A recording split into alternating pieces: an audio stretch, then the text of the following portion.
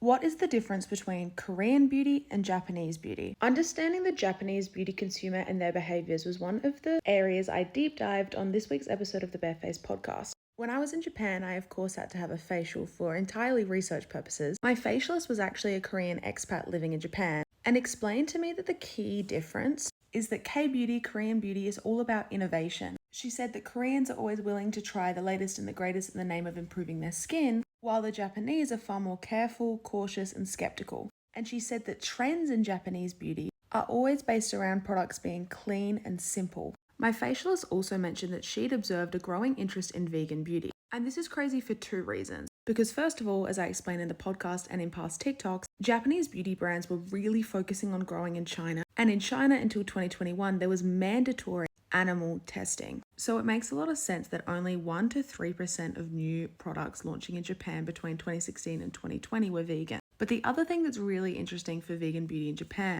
is that cruelty-free doesn't necessarily have a positive connotation in Asia. Mintel explained that not only do consumers agree that it is best to avoid cosmetics that have not been safely tested on animals, but even those favorable to vegan and cruelty-free products still feel uncertain about their safety. Mintel research highlights that cruelty-free is not always considered ethical in Japan.